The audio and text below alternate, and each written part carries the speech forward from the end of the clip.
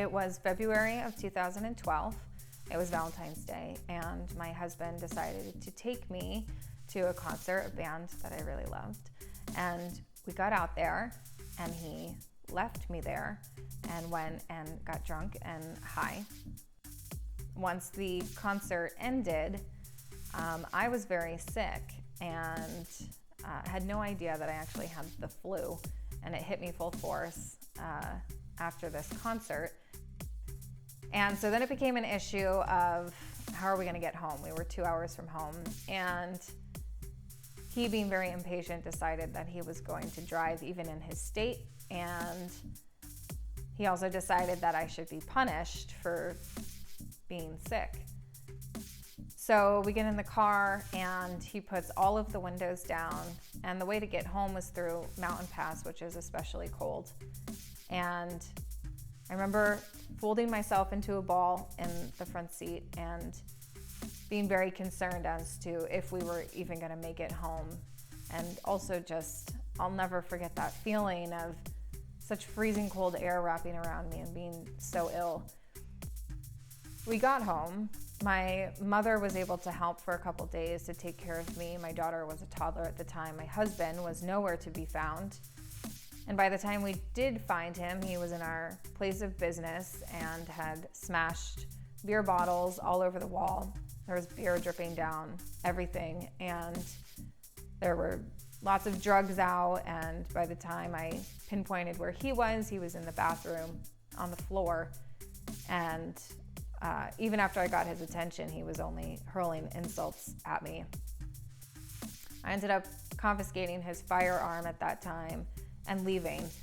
I came back 2 days later, and he was on the sofa. He had been mugged. All of our profits had been stolen. He had been urinated on.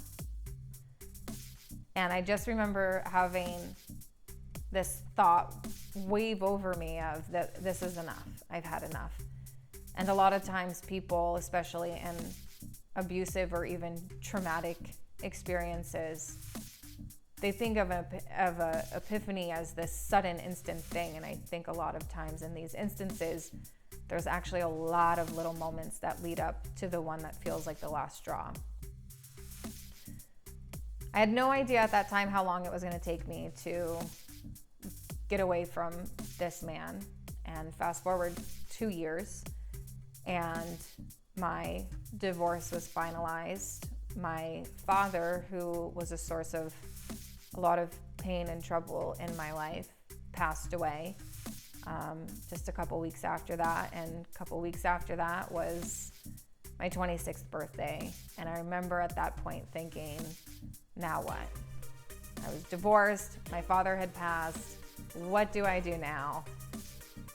And at that point, I had two options: that I could live my life being numb and using vices to get through, or I could face all the demons and have a shot at a really good life.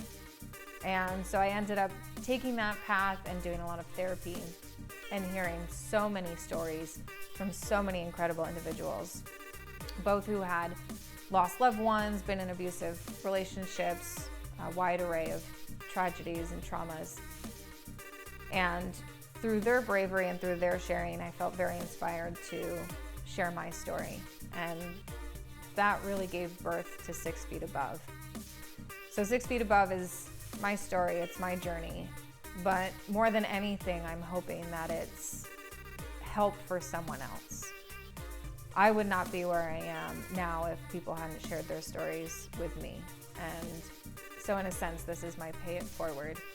It's my wanting to help others. It's my wanting to build a community of people who will speak and share with one another and really choose life and light over being numb and getting dragged through life. So 6 Feet Above, yes, it's a book, but more so I hope it's a community and that it's a conversation. I'm Eimile Nakoma, author of 6 Feet Above. Trying to get my hair back up here. I'm not used to short hair. Oh, it looks great. Let's check the mic. You want to move it down this a little bit? Perfect. Okay. Perfect. So Yay. what do you want to get out of this book and website? Well, I know out of the website and out of the Facebook page,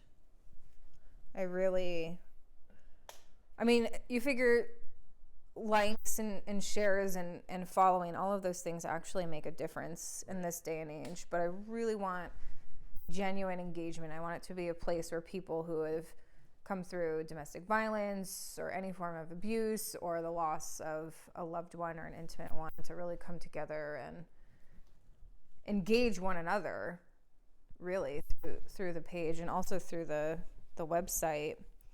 And that's the focus of the book. It's my story, but it's to help other people. So yeah, it's for all of us coming together. I love that.